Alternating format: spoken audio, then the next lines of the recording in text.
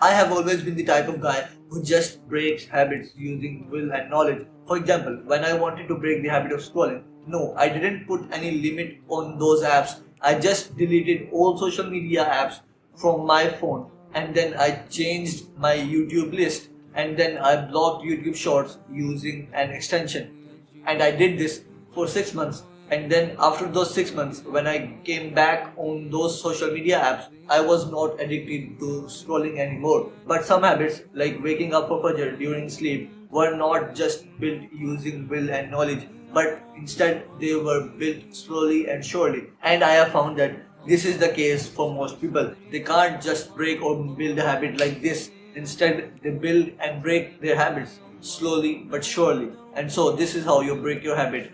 First of all, before you can break a habit, you need to know how we make a habit. For example, let's say that you shift to a new house with your family. When you enter your room for the first time, you would not turn on the lights in a habit. But when you enter your room the 60th time, you would turn on the lights in a habitual way. You need to understand that a habit is formed when we do something in a somewhat of a same way over a long period of time. Then the major way to break a habit is using the 60-day rule, which is that you don't do the bad habit for 60 days. But bro, if it is a habit, it will be very hard for you to not do that bad habit for 60 days, and it's kind of impossible because you are addicted to that habit, and that is why it is a habit. So it is kind of impossible to not do that bad habit for 60 days unless you are an extreme person like me who just deletes all of his social media for 6 months and he is no longer addicted to scrolling.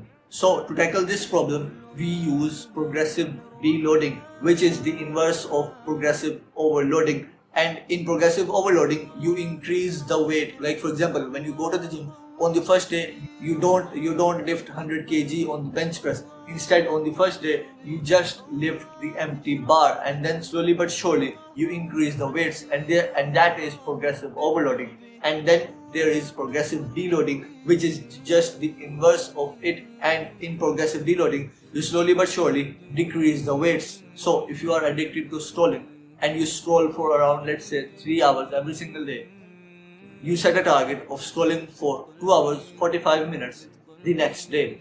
And then the next day after that, you set a target of scrolling for 2 hours and 30 minutes. Then maybe you mess up and the next day you scroll for like 2 hours 45 minutes or 50 minutes again. Then the next day you set a target of scrolling for 2 hours 25 minutes. This is progressive deloading. Slowly but surely, you are decreasing the amount of time you spend doing that bad habit, or the amount of time you do the bad habit. And I wouldn't really recommend it not doing it at all completely for a single day, because bro, when you don't do a bad habit for a day and you are the type of person who is addicted to that bad habit, what happens is that on the day you don't do the bad habit, you are constantly thinking about that bad habit, and your brain wants to do that bad habit. This will raise the craving for that bad habit, and then the next day when you do the bad habit, you would do it for a lot more time and a lot more times than you used to do it normally. So this would raise the craving. Instead, use progressive deloading and slowly but surely decrease the amount of times or the time you spend doing that bad habit. Then after you have started to put in the effort, ask for help from your strongest ally.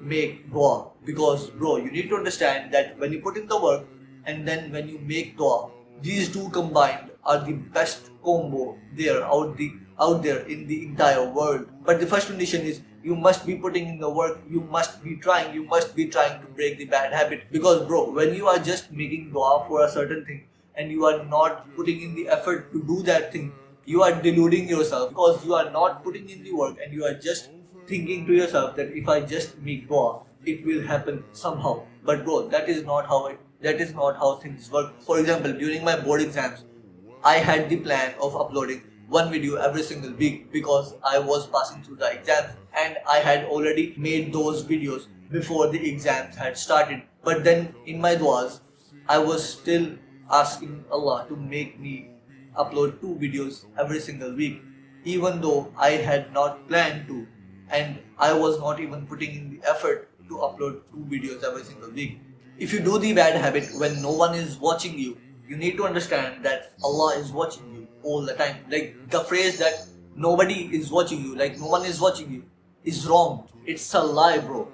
We have been told a lie that there is a thing as there is a phrase no one is watching you. No, it's a completely utter lie because bro, Allah is always watching you. And so bro, whenever this thought comes up in your mind and you are about to do the bad habit, you say to your mind manually, you put in this thought manually that Allah is watching me. You don't let your mind think that no one is watching you.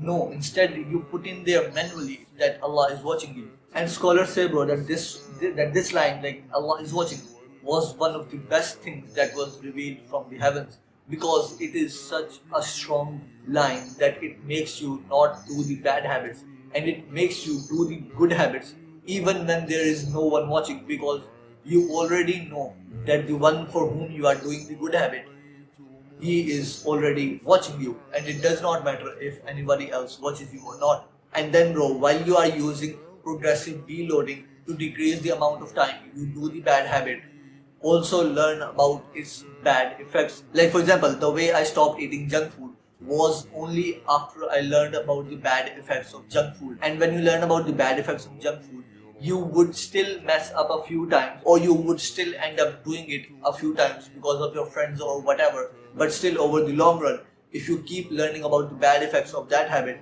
you will eventually stop doing that bad habit. And then finally bro, replace that bad habit with another habit. If you know that you scroll as soon as you wake up, you build a morning routine so that you don't even have time to scroll. And if you know that you eat junk food before dinner, go and watch a video on the bad effects of the junk food during the time in which you eat junk food.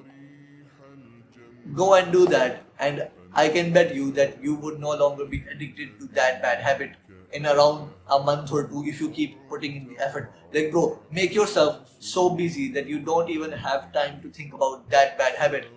Like this line is so strong that make yourself so busy that you don't even have time to think about that bad habit.